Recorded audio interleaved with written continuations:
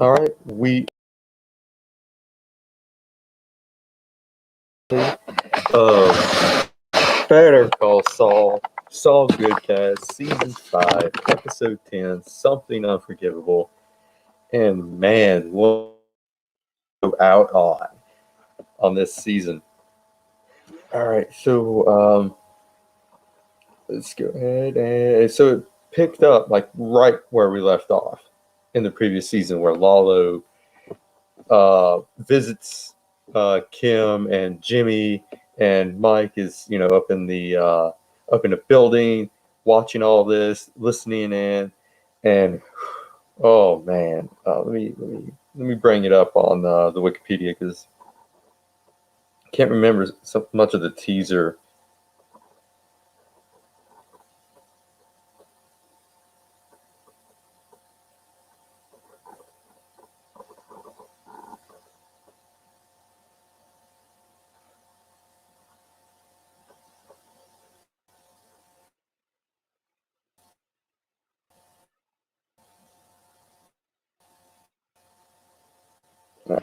Tells Kim what's going on, that he was shot at and all this, and they go to a hotel and they stay there for the rest of the night for their safety.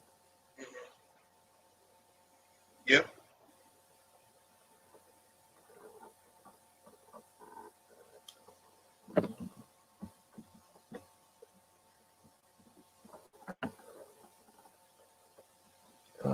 Let's see here.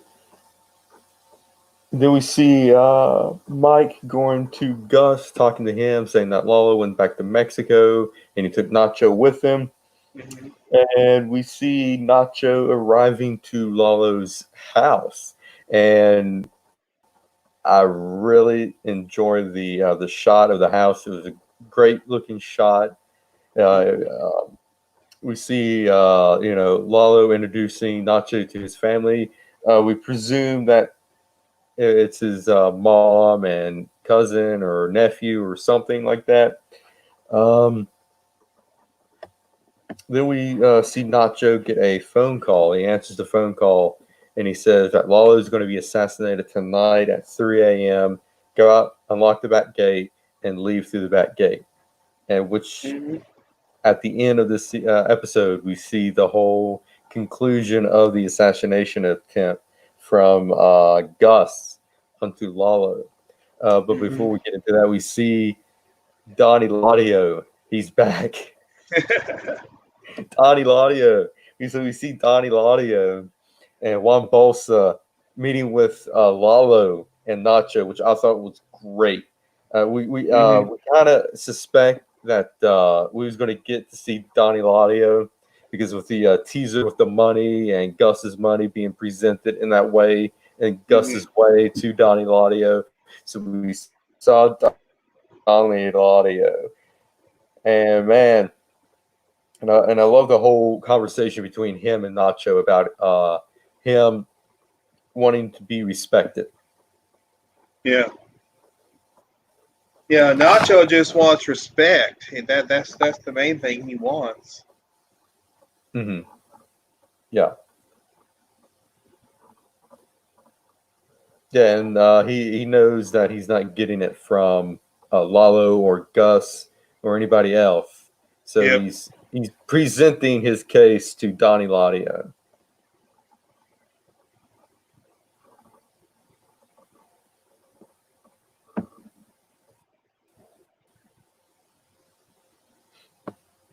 And then we see Lalo talking about Tuco and his relationship with Nacho to Donnie Ladio.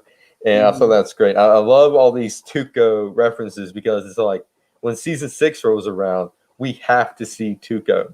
It Yeah. is it is mandatory for us to see Tuco Yeah. because we got to see him get out of prison, and we got to see him get Hector so he can take care of him.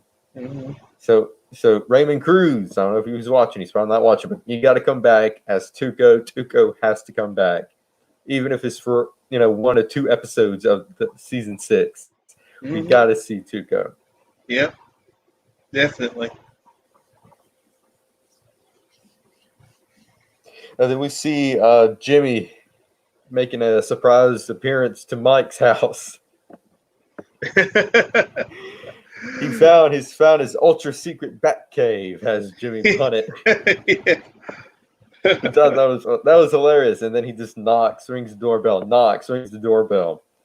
And Mike drives up because he wasn't there, and he sees him. He's pissed off. You know how Mike is. He's pissed off. He's like, "Get your ass inside right now." Yeah. So we see another conversation, relationship building between Saul and Mike, and Jimmy is desperate to get answers from Mike, and Mike is trying his best not to give him the full story and the full answers of what's happening, but he did tell him that Lalo was going to be assassinated that night, and that relieves some of Jimmy's stress. And so now he can go back to Kim and say, "Hey, Kim, this is all going to be taken care of. We don't need to worry about this anymore." Yep.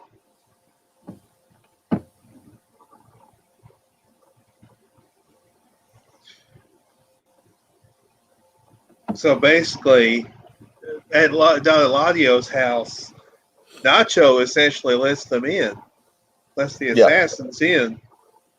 Yeah, because he's working for Gus, and he's got to do what Gus says.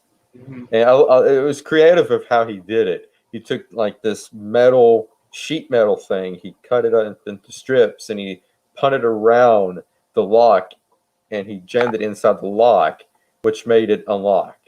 Mm-hmm. Which is odd. I wonder how accurate that is. I would like to see Mythbusters or somebody to test that out and see how accurate that would be. Mm-hmm.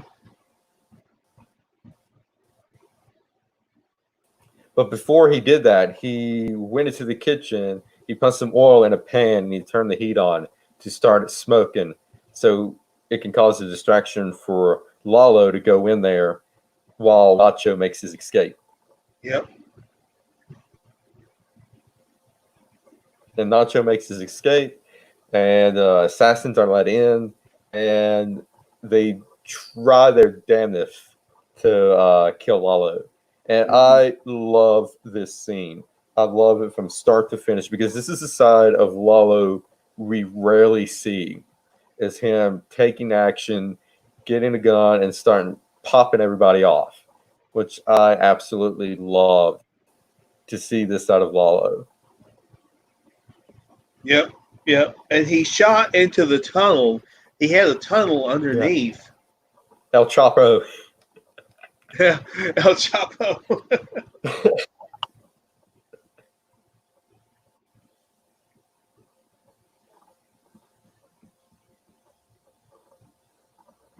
Yes, he had a tunnel underneath, and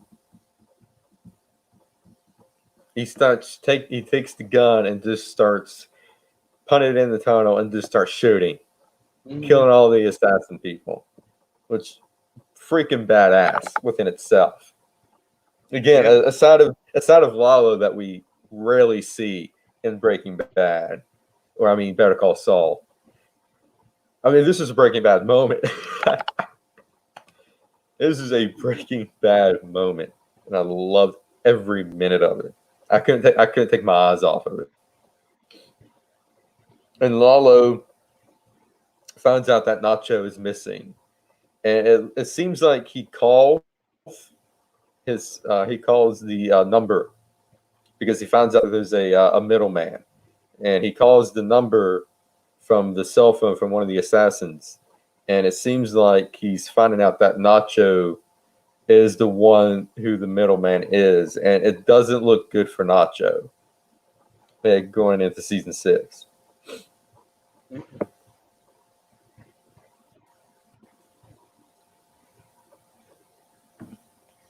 So he's after Nacho, see? Mm-hmm. Or he's going to be after Nacho when season 6 starts. Yeah. Yeah, and this was the blueprint for what season 6 felt.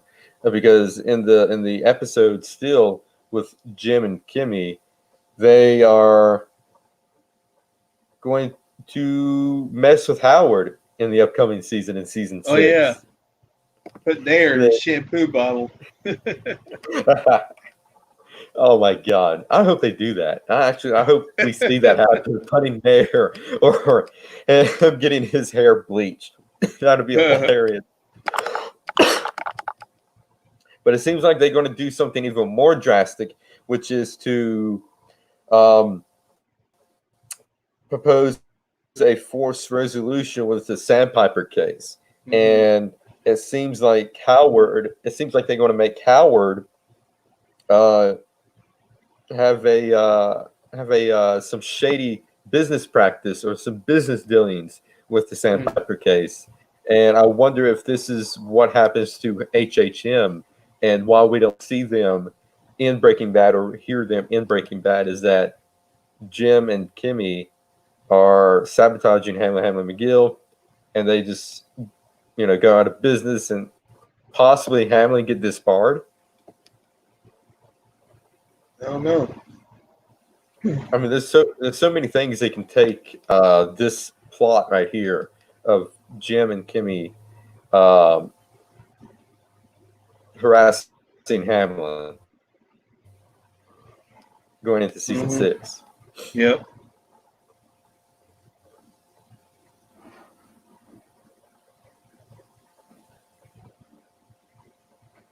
I think the possibilities are endless. Oh yeah, yeah, yeah. So yeah, going into season 6, we the whole plot point with Jimmy and Kim, or Slip and Kimmy, because this episode right here, really, Kim is not her usual self in this episode, because she wants to take down Howard. She wants to take down Howard because she's insulted. Because we see the confrontation between her and Howard in the courthouse, and he tells Kim what Jimmy did to him with the bowling balls and the prostitutes. And he tells her that he offered her a job, and he didn't. He turned it down. He didn't want it, and he did. And Jimmy and Howard is like,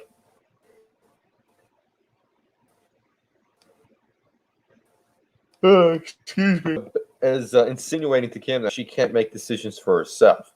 And she's insulted by that, because we saw it in the couple of episodes prior when she was a kid, that she made her own decision not to get in her car with her mom because she was drinking that night. And then Howard angrily tells Kim that Chuck knew Jimmy better than anybody, and then he just storms off.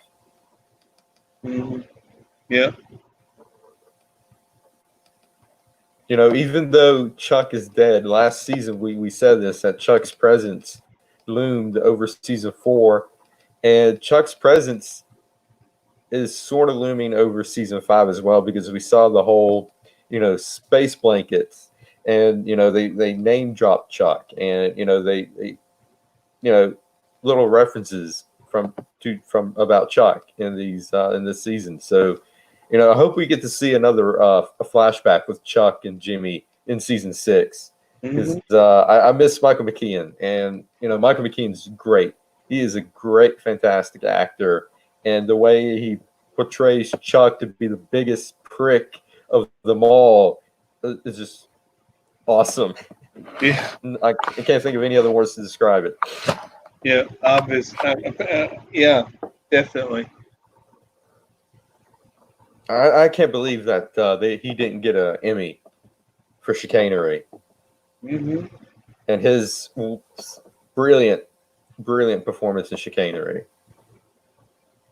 The Emmys are missing out. You got Jonathan Banks, and his "I Broke My Boy" speech way back in season 1, that was Emmy worthy. Kim Ray Seahorse, she had numerous Emmy worthy moments throughout the Yeah. series. And Bob Odenkirk and Michael McKean.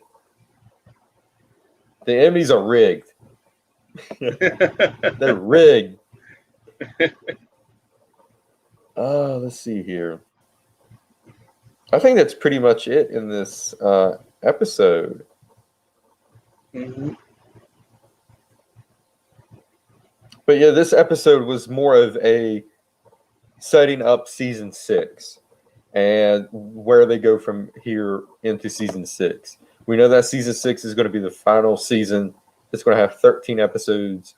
We have no idea when they're going to start filming, or even if they have even written episodes yet for season 6, because there's this whole virus stuff that's going on. Mm-hmm. I would like to think they wrote some episodes, because you really don't need a office to write episodes. I mean, you can write episodes from your house, and you can do like what we're doing and do a Zoom call or a Skype call to brainstorm ideas. I just hope they can get this the 13 episode script finalized, and then they can start filming, the next couple of months, or hopefully the next couple of months. Yep. But yeah, really good episode. I thought. Yep. The ending was phenomenal. Lalo is pissed off, and a pissed off Lalo is something to be thrilled about, because what Tony Dalton does on the screen is just, you can't take your eyes off of it. Yeah. All right, so I think that's pretty much it on this episode of Better Call Saul. Dark Side of the Ring, Dino Bravo. Yeah. So, Henry, you know a little bit more about this than I do. I just know what said in the documentary. So, if you can elaborate. Well, of course, it had been rumored for years. I mean, he was a big star in Montreal. He was a huge wrestling star, and then he eventually went to the WWF. Mm-hmm. And they had him as a baby face at first, and then they wanted him to turn heel. They wanted to bleach his hair. Yeah. His wife said it made it look like a mop on his head.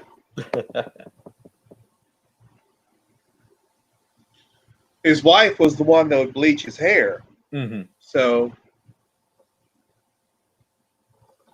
but he wrestled in the WWF for a few years. Mm-hmm. And then in '92 he left. He'd been managed by Jimmy Hart briefly. Yeah. We saw Jimmy Hart in Dark Side of the Ring. We also saw Jacques Rougeau, the Mountie. Yeah. Oh my God! I when they first showed him, I did not recognize him at all. And then when he said he was the Mountie, I was like, "Oh my God, that was the Mountie!" That's the Mountie. I remember the Mountie. I remember when he got arrested, and he was in the jail cell. Uh-huh. That was hilarious. I remember the Mountie. I did not recognize him at all.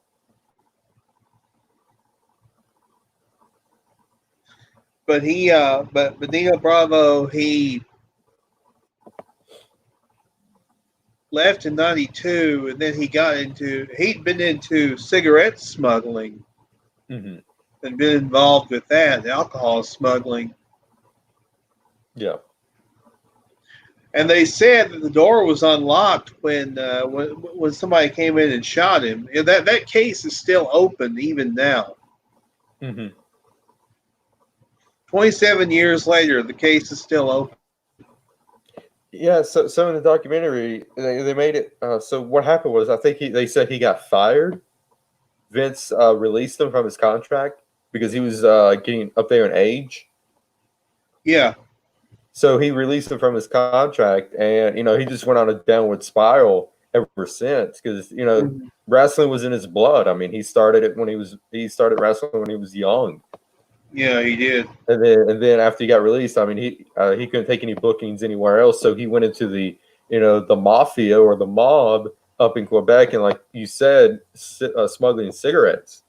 Hmm. So the documentary made it sound like that something bad happened between him and part of the mob. He might have got into it with them, and he knew that he was going to get killed. That's why the door was unlocked, and that's why he was just sitting there on his couch watching TV, Hmm. because that's the way his wife found him. Yeah.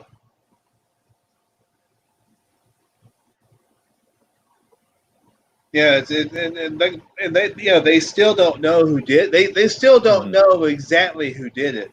They still have Yeah, no idea because there were really no witnesses. yeah. Well, and if it was the mob, they probably got a stranglehold on the law enforcement and stuff, so they probably won't mention anything. But they did at the end. I did saw where they have the tip line. Yeah,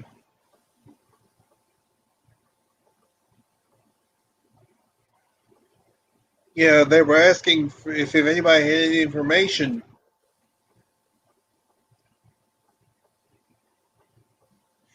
Hmm. I mean, to me, I think Dino Bravo he got involved in something he didn't realize was going to be. I mean, it's unfortunate what happened to him. Hmm. Yeah, because when he got involved, he was just the enforcer. He was like the bodyguard, Hmm. and then I think he went deeper and deeper into it.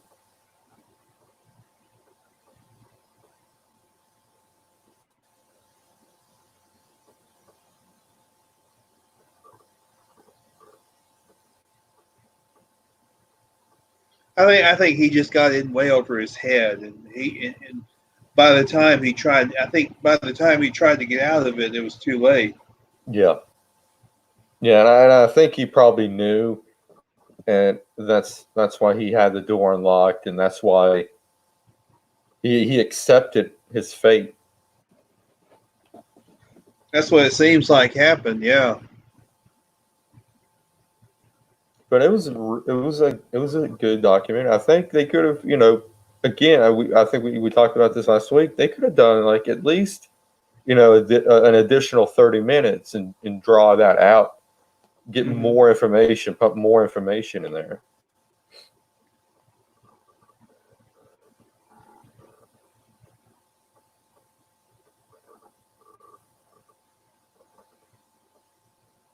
I agree.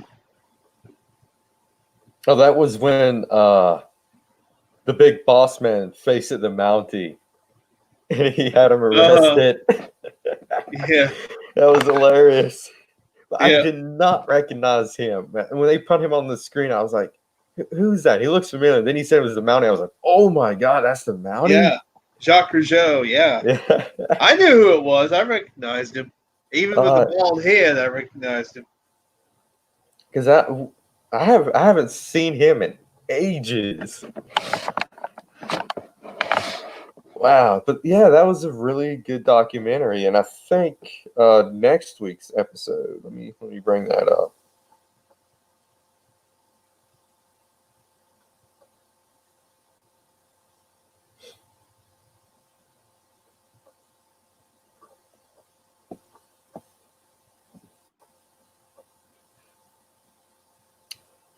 Is David Schultz and the Ah. Slap Heard Around the World? Oh, that's gonna be a good one. I can't wait to see that one. Ooh, man, you think how corny is going to be in on that one? He might be. I don't know. I mean, he has to be. He's gotta know about that. Now, what do they mean? What do they mean by the slap heard around the world? Oh gosh, this happened in 1985, and I know they'll talk more about it. This reporter John Stossel, who worked for ABC, worked for the show 2020. He basically Oh, he did a report on wrestling, Mm-hmm. and he essentially it's almost as if he called it fake, and David Schultz slapped him twice. Like, is that fake? You think that's fake? Oh, the reporter was John Stossel. Uh huh. Now I do remember Vader doing that to like one of the international journalists because Undertaker was there. Yeah. It was him. It was Undertaker and Vader was like almost choking this guy, and Undertaker was just sitting there, and he didn't budge an inch. But I think I know what you're talking about on David Schultz because I think I've seen a clip of that. It might have been a while back, but I think I saw a clip of that on the internet. It was like on one of them countdown sites like What Culture on the like where they count down all the moments and stuff. Mm-hmm.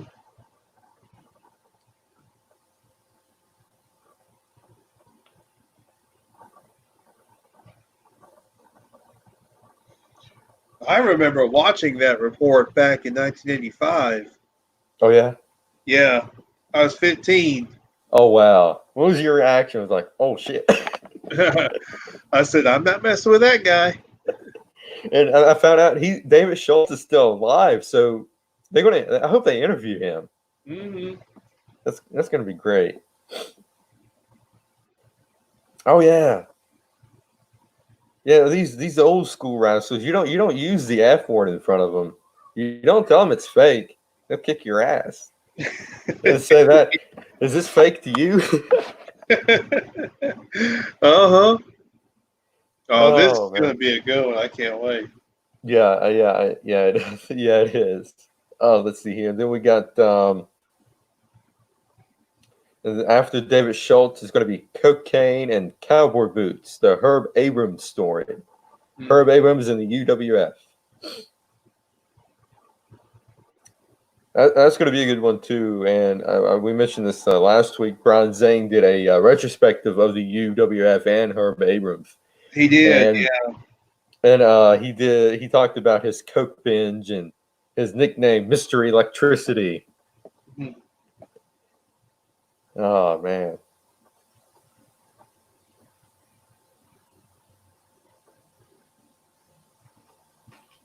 Oh, let's see here. But yeah, that's pretty much it on the Dino Bravo story, and you know it's sad, and I hope after the documentary, people will call in for any tips they had from that night. I mean, you think that they would hear like a neighbor or somebody would have heard or seen something. They one of the neighbors, Tony, I think Tony. Crap, what was his name? Tony. He was the man. He was the I think he was like the booker for the Montreal Federation that Dino Bravo was in, and he was like right next to him. He lived in the house right next to him, and I'm surprised. I'm surprised they didn't hear anything, and they might have been professionals too. Mhm. They had to have been professionals.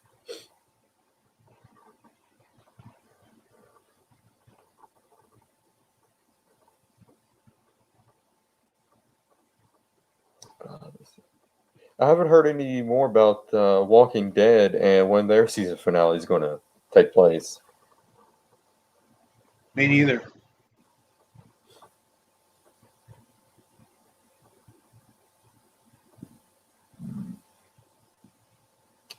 But yeah, I think that's going to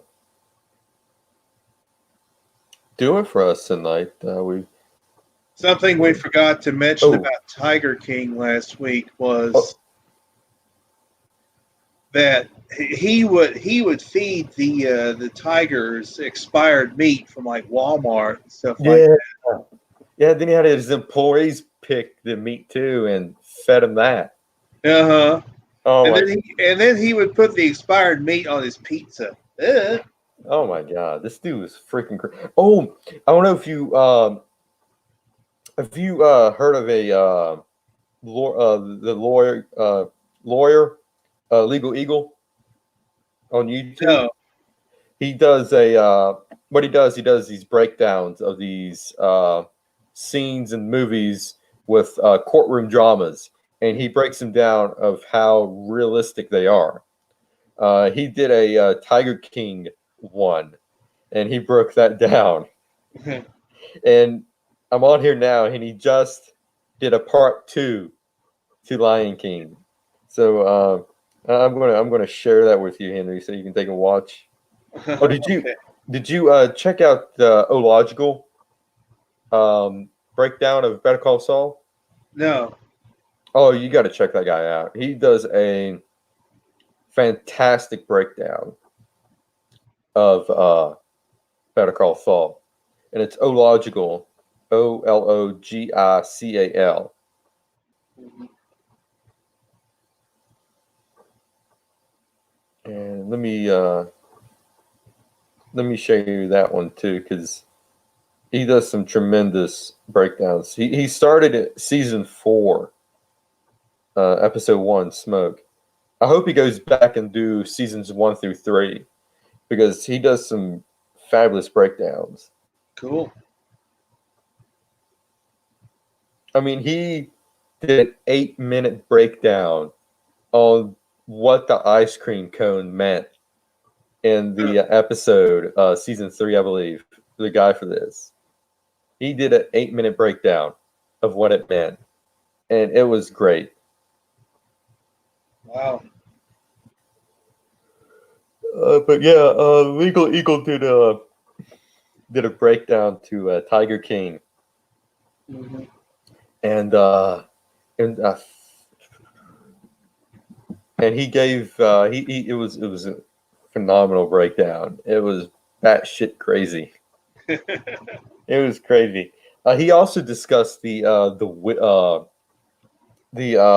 thing that Carol had on her husband, that she got rid of the one woman and now she was in charge of his assets and everything, and that if he disappeared, she takes control of everything. And he broke that down about the whole wording of that phrase, disappearance. Mm. And he did a part 2. But my God, Tiger King. Oh, jeez, this dude's crazy. This dude's freaking insane. Here, I cannot get that song out of my head. Here, kitty, kitty. And I don't care if he doesn't sing it or not. It's still freaking awesome. The music video is awesome. God. Oh, man. I'm trying to think. Oh, and yeah, he's a little. I think he's like border. He's like pretty liberal, so he does breakdowns of President Trump and all that. I don't watch those. I just watch for the courtroom dramas that he breaks down, and Mhm. the laws that is. Yeah, he breaks down the laws that was broken in Tiger King, and he said that it's pretty much legal to own an exotic pet unless it varies state from state, and that's why he was in Oklahoma and they're in Florida. But I hope if he gets released from jail, they do like a Netflix series, like Tiger King Chronicles or something, Mhm. or the Joe Exotic show. Carol Carol Baskins, fuck her. Oh my god, jeez. But I think we kind of stretched this out as long as we could. Yeah. Um, I'm trying to think. I think that's pretty much it. I'm gonna go and live with Joe Exotic, and I won't do any of the homo stuff, but I will play with some tigers and feed them. Oh my god! I need to write a book based it on Joe Exotic, but not use his name or anything like that, and just use some of the events and just come up with crap. I don't know. I'm just bullshitting here.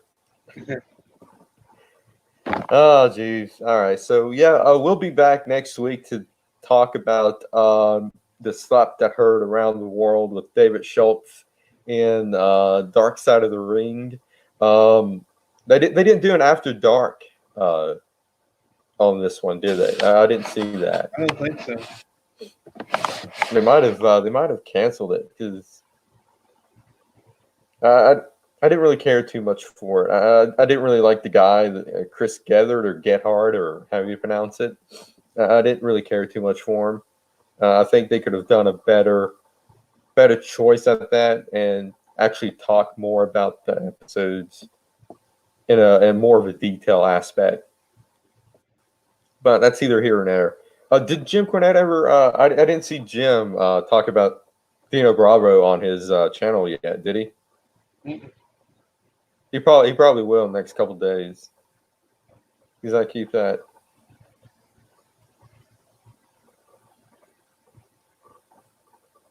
But yeah. All right. So yeah, next week we'll be back with we'll discuss Dark Side of the Ring. Because we're wrestling fans, we got to discuss it. We got to keep ourselves busy in this virus time. So yeah, we'll be back. You want to do it Friday? Let's do it Friday. Okay. All right, let's do it. What is that? The 1st of May. Wow. So yeah, we'll do it Friday, May 1st, and we'll discuss David Schultz and the slap that was heard around the world on Dark Side of the Ring. We'll to be determined on The Walking Dead because they haven't had anything official yet, and we don't know when Better Call Saul season 6 is going to air. When they release something, we'll do it the next day or next night or whenever when they announce season 6 and the season finale of The Walking Dead. On that note, good night, everybody. We'll see you here Friday as we review Dark Side of the Ring. And by the way, fuck Carol Baskins. Good night, everybody.